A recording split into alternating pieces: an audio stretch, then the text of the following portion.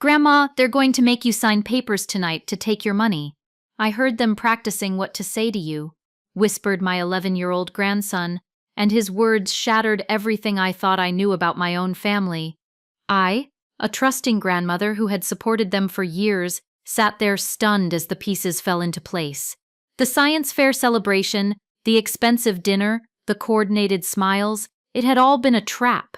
But what they didn't know was that while they were planning to steal my independence, I was already 10 steps ahead. What I discovered about their scheme went deeper than I ever imagined.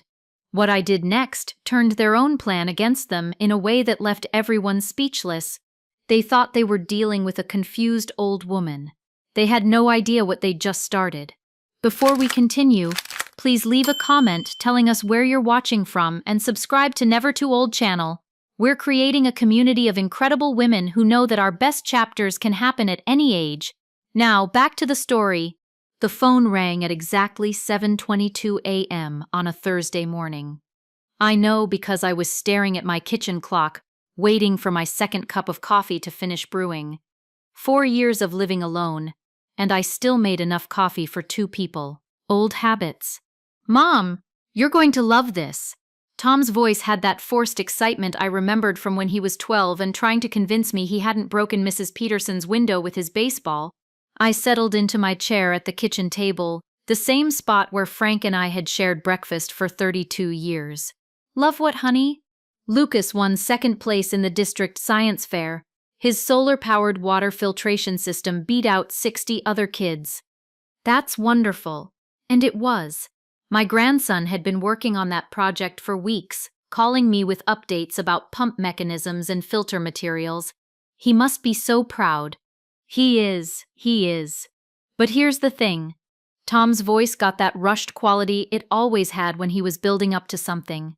The awards assembly is tonight at 7, and Lucas specifically asked if Grandma Helen could come. I smiled, despite the odd feeling creeping up my spine. Lucas never had to ask twice for my attendance at anything. Of course I'll be there. When have I ever missed one of his school assemblies? Right, exactly. But Jessica thought maybe afterward, since it's such a special occasion, you could come back to our place. We could order pizza, celebrate properly, make it a real family night. There it was. The slight hesitation before Jessica thought. The overemphasis on real family night. 30 years of running Richardson's family restaurants had taught me when someone was trying to sell me something. Tom was building up to a pitch he wasn't comfortable making. That sounds lovely, I said, keeping my tone light. Just Lucas's celebration? Well, yes, mostly, though Jessica and I have been meaning to talk to you about some family planning stuff. Nothing urgent, just some ideas about how we can all help each other out better. Family planning. Help each other out. The euphemisms people used when they wanted something but couldn't say it directly.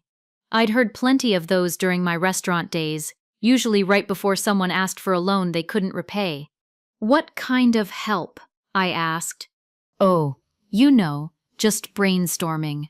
Jessica's been reading about families staying more connected, making sure everyone's taken care of as we all get older, that sort of thing. I walked to my kitchen window, phone pressed to my ear, and looked out at the backyard Frank and I had landscaped together. The roses he'd planted were blooming again this spring, just like every year since he died. Reliable, predictable, honest. Unlike this conversation. Mom, you still there? I'm here, Tom. Just thinking about what to wear to Lucas's big night. Great. So you'll come to dinner afterward? Jessica's really looking forward to talking with you. Jessica, who usually spent family gatherings checking her phone and making comments about how big the house was for just one person. Jessica, who had started every conversation with me in the past year by mentioning someone's elderly parent who'd moved into assisted living and seemed so much happier with less responsibility. I'll be there, I said. Wouldn't miss celebrating my grandson's achievement. After I hung up, I sat in my quiet kitchen and tried to figure out why a perfectly normal invitation felt like a business proposition. Maybe I was being paranoid, maybe Jessica genuinely wanted to improve family relationships, but in 43 years of marriage and 30 years of business, I'd learned to trust my instincts. And right now, my instincts were telling me that tonight's family planning conversation had been planned for longer than Lucas's science fair celebration. I poured my second cup of coffee and made a mental note to pay attention to exactly what Jessica wanted to discuss.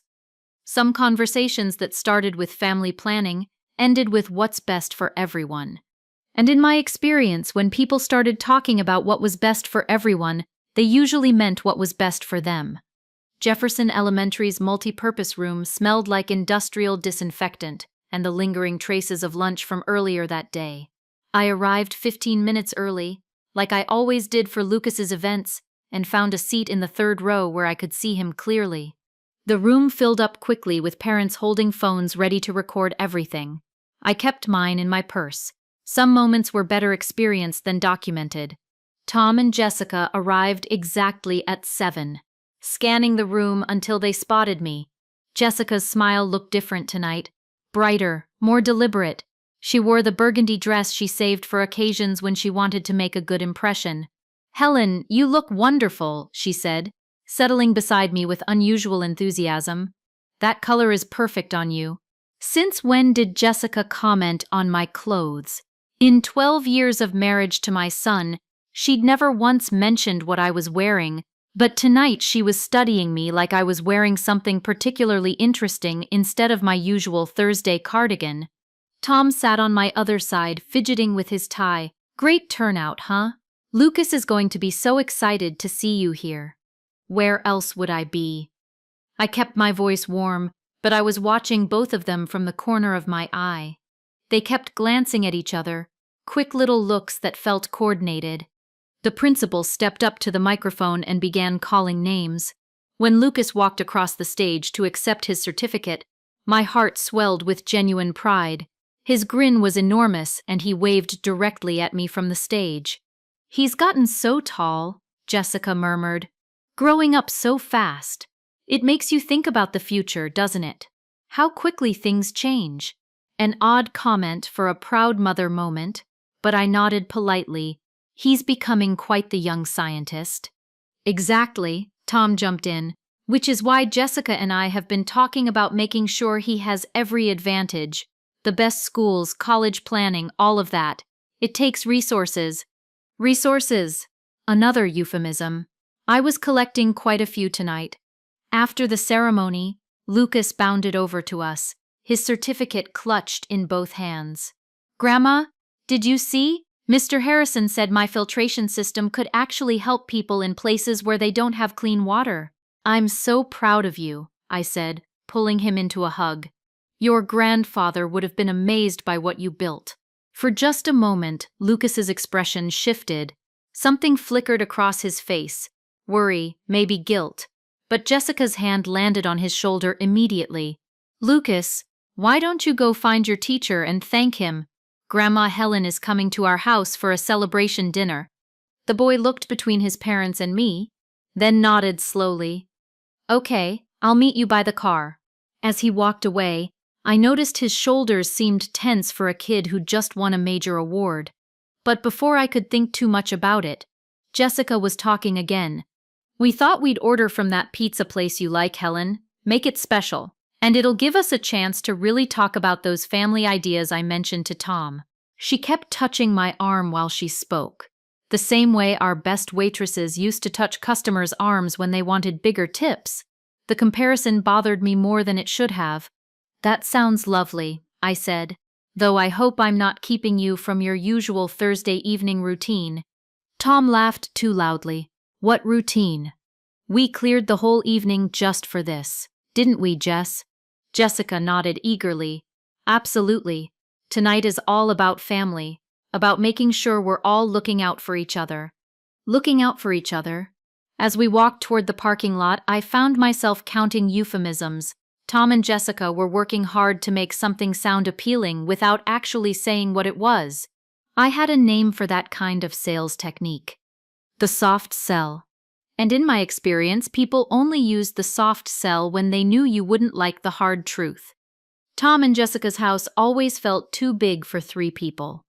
Jessica had insisted on the 4-bedroom colonial when they bought it 8 years ago, claiming they needed space for Lucas to grow and room for guests. What they really needed was help with the mortgage payments, which I'd been quietly providing for the past 3 years. "Make yourself comfortable, Helen," Jessica called from the kitchen. "I'm just putting in the food order. Wine? That would be nice." I settled into the living room where Lucas was arranging his science fair materials on the coffee table. His certificate lay beside his project notebook and a small trophy from the regional competition. "Tell me more about how your filtration system works," I said, genuinely curious. Lucas's face brightened for the first time all evening. "Well, see, the solar panel powers this small pump, and the water goes through 3 different filters: sand, charcoal, and this special membrane that catches really tiny stuff." "Brilliant. Where did you get the idea?" "Remember when we watched that documentary about kids in Africa who had to walk miles for clean water? You said it wasn't fair that geography determined whether someone could have something as basic as safe drinking water." I did remember.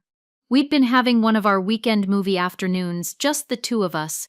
Lucas had asked so many questions afterward that we'd ended up researching water purification methods on my laptop for 2 hours.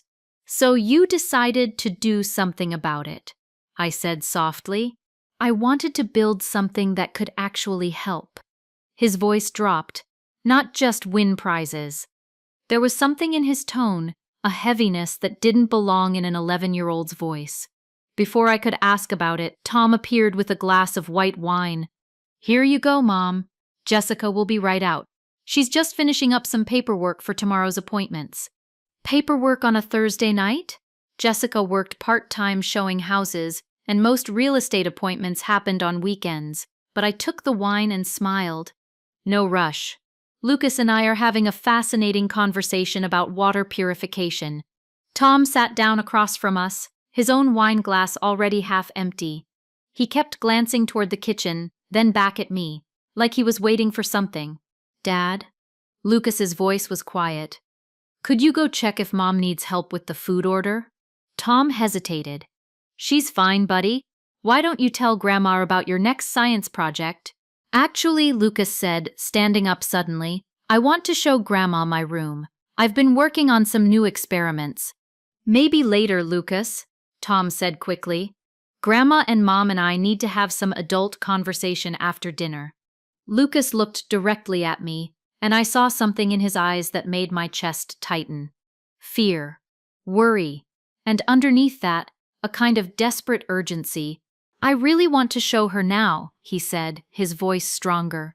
"Before we eat, it'll just take a minute." "Lucas," Tom started. "It's fine," I interrupted, standing up. "I'd love to see what you're working on." As we walked toward the stairs, I heard Tom's footsteps behind us, then Jessica's voice from the kitchen. "Tom, is everything all right?" "Yeah, just Lucas wanted to show Mom his room." "Oh," a pause. "Well, don't be too long. The food will be here soon." Lucas's room was exactly what you'd expect from a kid fascinated by science. Chemistry sets, microscopes, books about engineering and physics scattered across his desk. But he didn't show me any of that. Instead, he closed the door and turned to face me, his young face serious in a way that reminded me painfully of Frank. "Grandma, I need to tell you something important, and I don't have much time." I knelt down to his eye level, the same way I used to when Tom was young and had something difficult to share. "What is it, sweetheart?" "Mom and Dad are going to try to make you sign papers tonight. After dinner, they think you're getting too old to take care of yourself." The words hit me like cold water, but I kept my expression calm. "What kind of papers?" "I don't know exactly, but I heard them talking about it for weeks. Mom keeps saying you have too much money for someone living alone, and that it's dangerous because you might make bad decisions or get tricked by scammers." My hands went cold, but my voice stayed steady. "What else did you hear?" "Dad doesn't want to do it. He keeps saying it feels wrong, but Mom says it's for your own protection. She says if something happened to you, they'd never forgive themselves for not stepping in." Lucas's eyes filled with tears. "But Grandma, you're not confused or forgetful. You're the smartest person I know." I pulled him into a hug, feeling his small body trembling against mine. Lucas, listen to me very carefully. You did exactly the right thing telling me this, but we need to keep it our secret for now, okay? Are you going to sign the papers? No, sweetheart, I'm not going to sign anything tonight. But what if they get mad at you? What if they get mad at me for telling? I held him at arm's length so he could see my face. Nothing they do or say will ever change how much I love you. And I promise you, I'm going to handle this. But I need you to go back downstairs and act normal. Can you do that for me? He nodded, wiping his nose with his sleeve. Will you still be able to come see me? The question broke my heart. Lucas, I will always find a way to be part of your life. Always. Do you believe me? Yes. Good. Now let's go back downstairs before they come looking for us. As we walked back to the living room, my mind was already working. Tom and Jessica had planned this evening carefully. The science fair celebration was just cover for something much more calculated. They'd researched legal procedures for taking control of an elderly person's finances. They'd prepared documents. They'd choreographed this entire evening to soften me up before asking me to sign away my independence. But they'd made one crucial mistake. They'd underestimated their 11-year-old son's sense of right and wrong, and they definitely underestimated his grandmother's ability to turn their own plan against them. When we returned to the living room, Jessica was setting out cloth napkins and actual wine glasses instead of the paper products they usually used for family dinners. She'd even lit candles. This wasn't just a celebration meal, it was a production. Perfect timing, she said brightly. The food should be here any minute. How are those experiments coming along, Lucas? Good, Lucas replied, his voice carefully neutral. He'd settled back at the coffee table with his science materials, but I noticed his hands shaking slightly as he organized his papers. Tom poured himself more wine, his third glass since I'd arrived, and we hadn't even eaten yet. Dutch courage, Frank would have called it. So, Helen, Jessica began, perching on the edge of the sofa with her own wine. Tom and I have been having the most interesting conversations lately about family security, making sure everyone's protected and taken care of properly. Here we go. I took a small sip of wine and waited. It's just that, well, you know how much we worry about you in that big house all by yourself. And after what happened to Tom's Aunt Ruth. What happened to Aunt Ruth? I asked. Tom had never mentioned any problems with his father's sister. Tom cleared his throat. Well, she had some issues toward the end, got confused about her finances, nearly got scammed by one of those phone calls about her computer being infected. If her neighbor hadn't intervened, I thought Ruth died of a heart attack at 73, I said. Last I heard, she was sharp as a tack right up until the end. Jessica and Tom exchanged a quick glance. Well, yes, but there were signs, Jessica continued smoothly. Little things. Forgetting appointments, mixing up dates. The family just wished they'd stepped in sooner to help her manage things. Complete fabrication. Ruth had been handling her own affairs perfectly well until the day she died. I'd talked to her just 2 months before her heart attack, and she'd been complaining about Tom never calling. That's interesting, I said. What kind of help do you think she needed? Oh, you know, just someone to help with the complicated stuff. Banking, investments, medical decisions. These days there are so many scams targeting older people, so much paperwork to keep track of. The doorbell rang, saving me from having to respond immediately. Tom jumped up to get the food, and Jessica continued her sales pitch. The thing is, Helen, we've been researching options for families in situations like ours, ways to make sure everyone's protected without anyone feeling like they're losing their independence. She reached for a manila folder that had been sitting on the side table. I hadn't noticed it earlier, but now I realized it had probably been there all evening, waiting for this moment. We found this wonderful service that helps families share financial responsibilities. It's becoming very popular with people our age who want to make sure their parents are protected. Tom returned with pizza boxes, but instead of unpacking them immediately, he sat down next to Jessica. They were positioned across from me now, a united front. Mom, we know this might seem sudden, but we've put a lot of thought into this, Tom said, The last thing we want is for you to worry about managing everything alone. Jessica opened the folder and pulled out several official-looking documents. These are just basic power of attorney forms. They would let Tom and me help with banking and bill paying, but you'd still be in complete control of all the major decisions. I looked at the papers without touching them. The top document was titled Durable Power of Attorney for Financial Management. Below that, I could see the edges of other forms. Healthcare directives. Something that looked like guardianship paperwork. This seems like quite a bit more than helping with bills, I observed. Well, yes, it's comprehensive, Jessica said quickly. But that's good, right?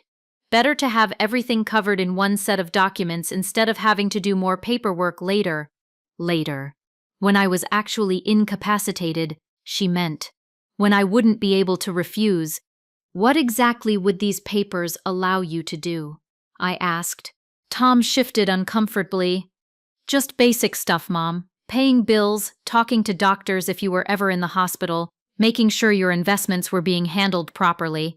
And if I wanted to make a large purchase or change my will, well, Jessica said, we definitely want to discuss those kinds of decisions together, as a family. Make sure you weren't being pressured by anyone or making choices you might regret later. There it was, the trap laid out clearly. They wanted legal control over my money, my medical care, and my property, and they wanted me to hand it over voluntarily, convinced that I was protecting myself. Have you consulted with a lawyer about these documents? I asked. Oh yes, Jessica said immediately. We wanted to make sure everything was done properly. Our attorney said these are standard forms that lots of families use. Their attorney. They'd paid for legal advice on how to steal my independence. This wasn't a spur-of-the-moment decision or even a recent idea. This was a calculated plan that had been in development for weeks, maybe months. I looked at Lucas, who was pretending to read his science notebook, but obviously listening to every word.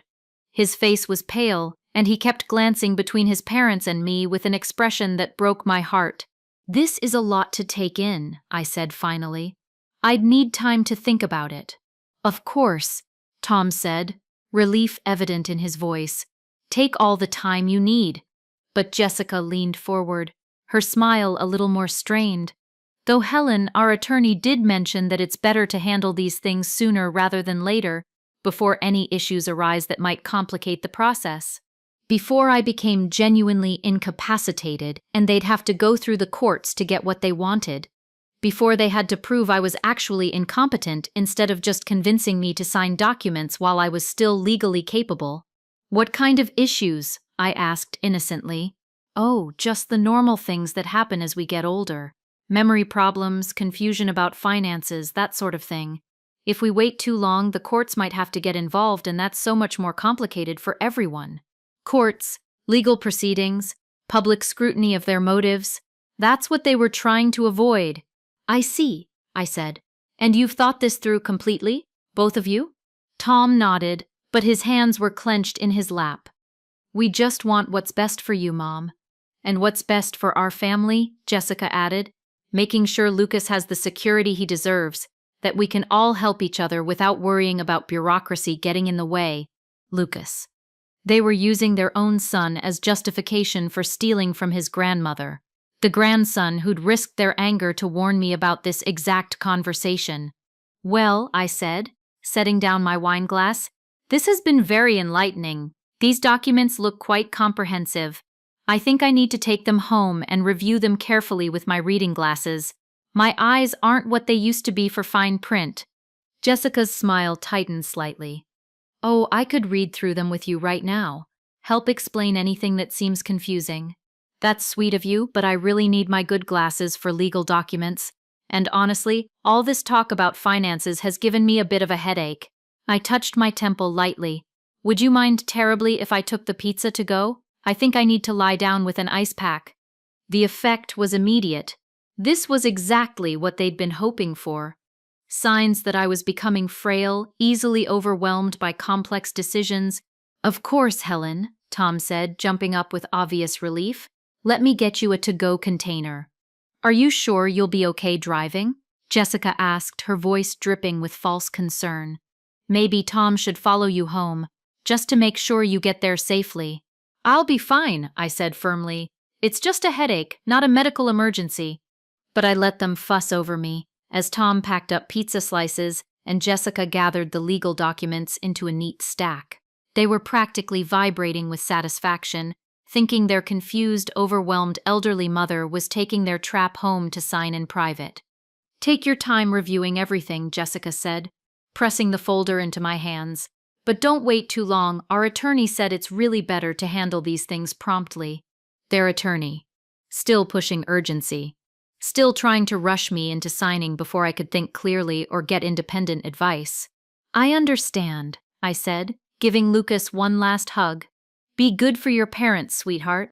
He squeezed me tight, and I felt him slip something small into my coat pocket. I will, Grandma. I love you. I love you too. 20 minutes later, I sat in my kitchen with the legal documents spread across the table. What Lucas had slipped into my pocket was a folded piece of paper with a message written in his careful handwriting. Grandma, they said if you don't sign tomorrow, they're going to tell everyone you're getting dementia. Mom has been calling your friends. I love you. Line is Lucas. Smart boy. He'd warned me about their next move, a character assassination campaign, if I refused to cooperate. Jessica calling my friends to plant seeds of doubt about my mental state. That information was invaluable. I reached for my phone and dialed Patricia Mills.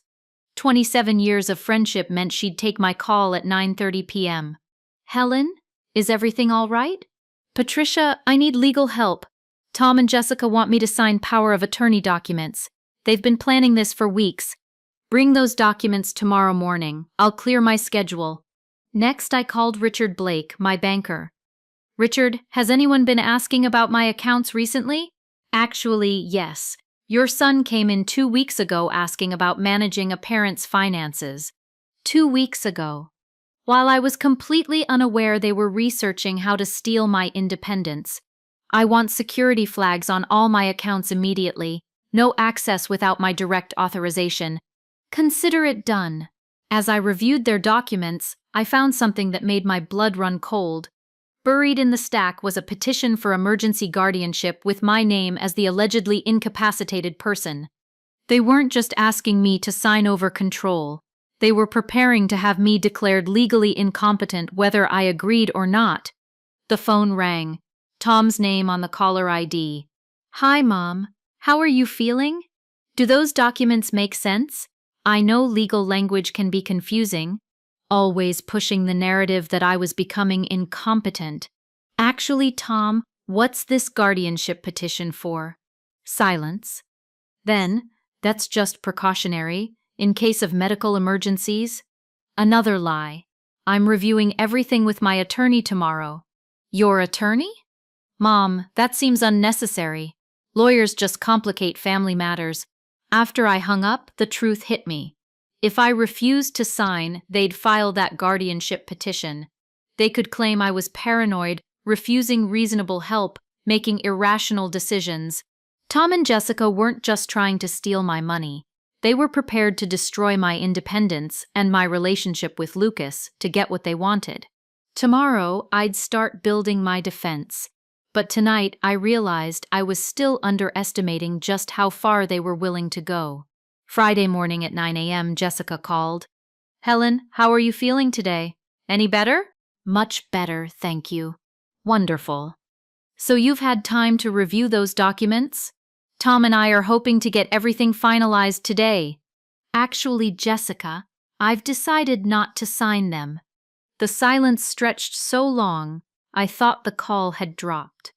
When she spoke again, her voice was completely different. Cold. Calculating. Helen, I don't think you understand the situation. You're 71 years old, living alone, making poor decisions. Yesterday you could barely understand simple legal documents. I understood them perfectly. That's why I'm not signing. This isn't a request anymore. Jessica's mask had completely slipped. We've already filed the guardianship petition. Dr. Brennan will be evaluating you Monday morning, and he's going to find exactly what we need him to find. My blood went cold. What do you mean? I mean, Dr. Brennan is a friend of mine from my real estate networking group, and he understands that sometimes elderly people need protection from themselves, whether they want it or not. A corrupt doctor. They'd arranged for fraudulent medical testimony, and if you try to fight this, I'll make sure you never see Lucas again. I'll move us across the country if I have to. That boy will grow up thinking his grandmother abandoned him. The threat made my chest tighten with panic. Lucas, my heart. Jessica, you have until Sunday to sign those papers voluntarily. If you don't, Monday you'll be declared incompetent and will get everything anyway. But at least this way, you can pretend you had a choice. The line went dead. I sat staring at the phone, finally seeing Jessica for what she really was. Not just greedy, truly evil. She was willing to destroy a child's relationship with his grandmother, corrupt medical professionals, and steal an elderly woman's entire life savings. And she'd planned it all with the cold precision of a sociopath. Tom called an hour later, his voice shaking. "Mom, Jessica told me what she said to you. I had no idea she knew that doctor or was planning any of this." "You didn't know about Dr. Brennan?" "She just said she'd found someone who could do an evaluation. I thought it would be legitimate." His voice cracked. "Mom, I never wanted it to go this far. Tom, your wife just threatened to steal your son away from his grandmother forever. Are you going to let her do that?" "I don't know what to do, Mom. She says if I don't support her on this, she'll divorce me and take Lucas anyway. I can't lose my son." My weak, frightened boy. Jessica had trapped him too. "Then we need to stop her," I said quietly. "Together." But as I hung up, I wondered if Tom had the courage to stand up to the woman who'd been manipulating him for years. Jessica's plan seemed almost airtight. I had until Sunday to figure out how to stop her. Saturday afternoon, my doorbell rang. Lucas stood on my porch, his bike lying on the front lawn, his face flushed from riding hard. "Grandma, I need to show you something important." I led him into the kitchen and poured him a glass of water. His hands were shaking as he pulled out his phone. "I recorded Mom yesterday after she called you. I was supposed to be at soccer practice, but Coach canceled and I came home early. She was in the kitchen on the phone and she didn't hear me come in." He pressed play and Jessica's voice filled my kitchen, clear and damning. "The old bat refused to sign, but don't worry, Dr. Brennan will declare her incompetent Monday morning. I promised him that listing for the waterfront property if he cooperates. He'll say whatever we need him to say." My hands went cold. Bribery, corruption, all in Jessica's own voice. "She doesn't know I heard," Lucas whispered. "When she saw me, I pretended I'd just gotten home." "Lucas, this recording, this could change everything." His eyes brightened with hope. "Really?" "There's more," he said, scrolling through his phone with growing confidence. "I've been recording her for weeks, ever since that night at our house. All the things she says about you when Dad's not around." Another recording played. "Helen Richardson is sitting on millions while we're struggling with bills. That money should be ours. Lucas deserves a grandmother who actually cares about his future instead of hoarding wealth like some selfish old miser." The cruelty in her voice made me wince. This was how Jessica really talked about me when no one else could hear.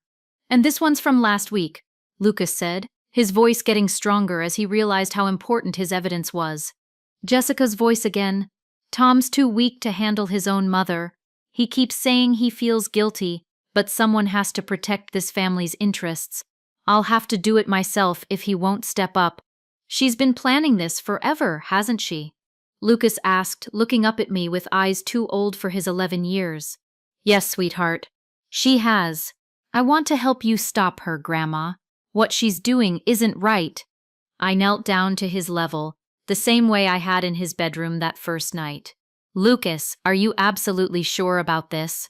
If we use these recordings, your mother will know you're the one who exposed her. She might never forgive you." He straightened his shoulders, and for a moment I saw not my little grandson, but the man he would become someday.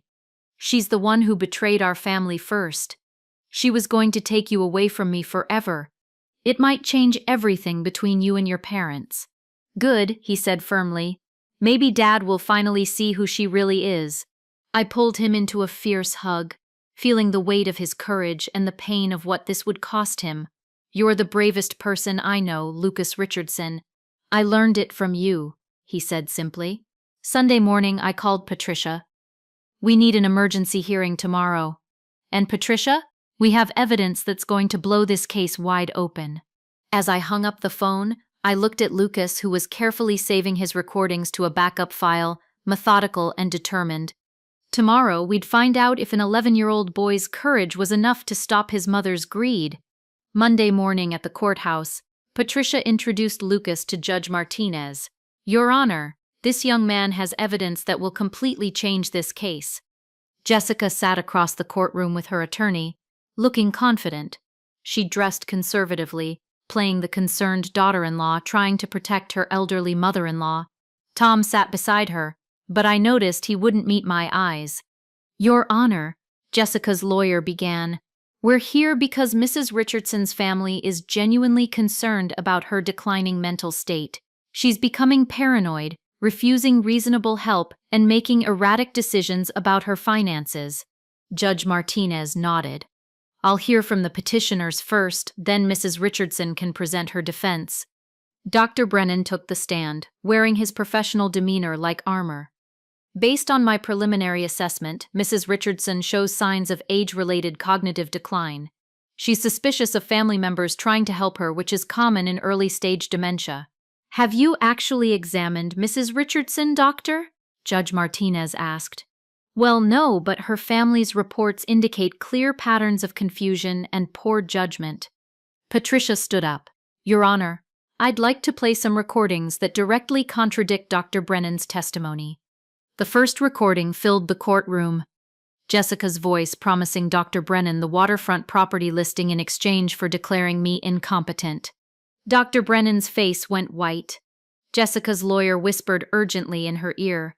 "Your Honor," Patricia continued, "we have additional recordings that show this entire guardianship petition is based on fraud and greed, not genuine concern for Mrs. Richardson's welfare." The second recording played, Jessica calling me a selfish old miser and talking about the millions she believed she deserved. I watched Jessica's mask crumble in real time.